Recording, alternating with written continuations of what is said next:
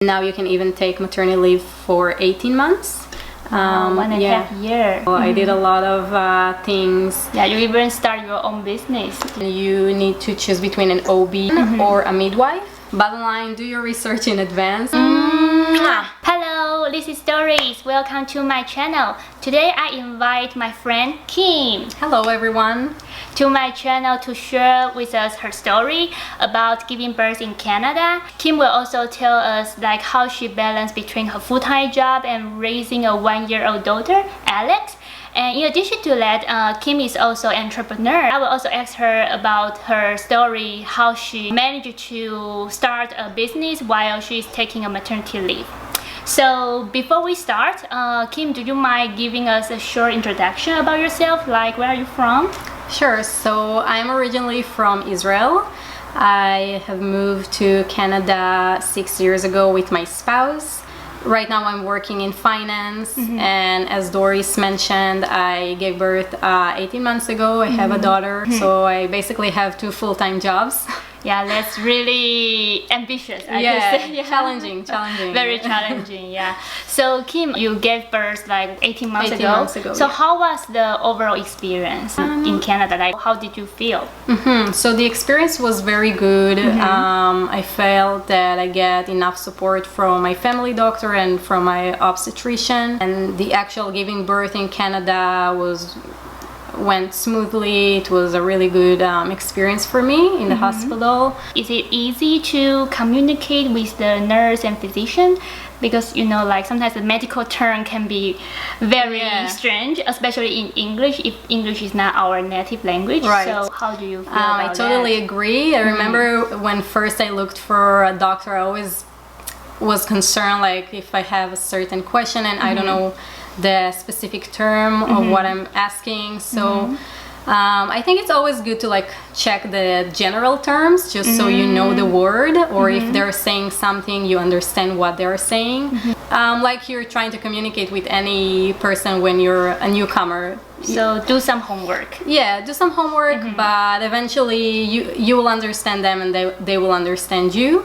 So yeah, Kim, during your pregnancy, did you get any support from the government, like a training program or nutrition education? I did get some support from different organizations. It wasn't directly a government, but they might be funded by government. I'm not sure exactly.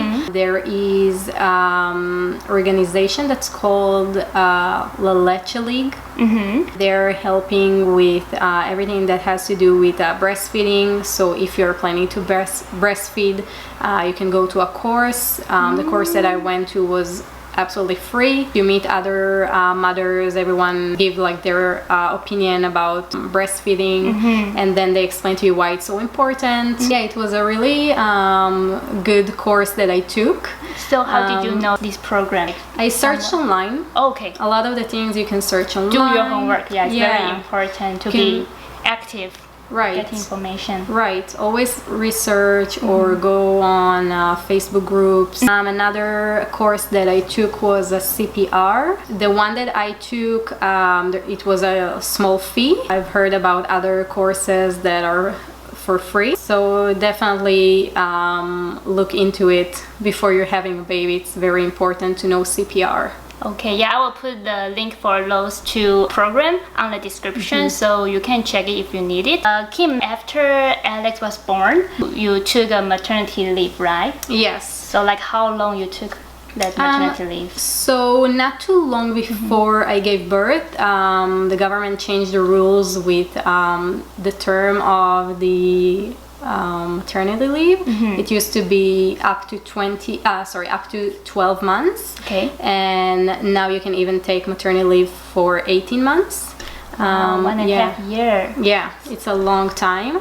I took mine for 12 months. I thought it's enough. After 12 months, you want your baby to go to daycare, you want them to see other kids and play, and I think it's very good for their development.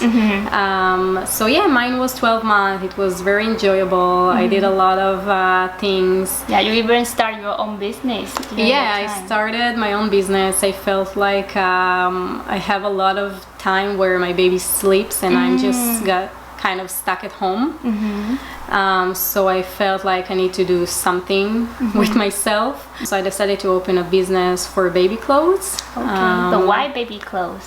I decided on baby clothes because we really liked a certain type of clothes. Alex, she loved when I'm taking photos of her. Oh really? Yeah. Because Alex is super cute. And she is the model for your business. She's the model of the business, of course. She's my daughter. Yeah. And yeah, I decided that this type of clothings are not available in Canada, or it might take a long time to receive them if you're ordering them online. And I decided to make them more affordable and accessible for Canadian mothers who want their kids to wear fashionable or stylish clothes. I will also put your website, your Instagram page on the description. Alex is super cute. You want to buy those clothes. In addition to like taking care of Alex, you also have a full-time job, right? In finance industry. So how do you manage the balance? So it is challenging because I work full-time. I work 8 hours a day, and then I need to rush after work to get Alex from daycare and then go home, eat, bath, and go to sleep. It's a long day. Yeah. And also comparing to maternity leave, where I used to be with her all day long, suddenly I'm only seeing her 2 hours a day. It's a bit harder, but we have the weekends, and I know that she's having fun in daycare. So it's also good for kids to play with other kids. They will learn something different. Definitely. It's very important. I think she's crying, right? Okay, so Kim, one last question. My means water for her. It's funny? It's funny? Again? I love you so much. Many people might want to start their family in Canada, like having babies. So could you give us some suggestions, like what they should be aware in advance?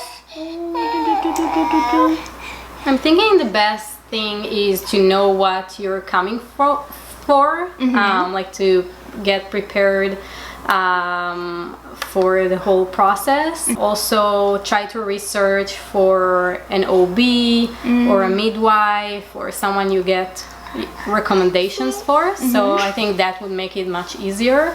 Also, if you're coming to Canada, research for a family doctor. That's also very important. It's not always easy to find one that is accepting new patients. But I think always knowing in advance what you're going into is important. So basically, once you found out that you're pregnant, you need to go to your family doctor. Then you need to choose between an OB, which is an obstetrician, or a midwife. And when you give birth, you just need to know which hospital you're going to. So they'll ask you which one you want to go to, and that's it. So bottom line, do your research in advance and come prepared. Yeah, that's a very valuable suggestion. Thank you so much, Kim. Thank you very much, Doris. Can you come here? Let's say goodbye. Come, let's say goodbye. Alex, come, please. Come. Let's say goodbye. Goodbye. Mwah. She did it?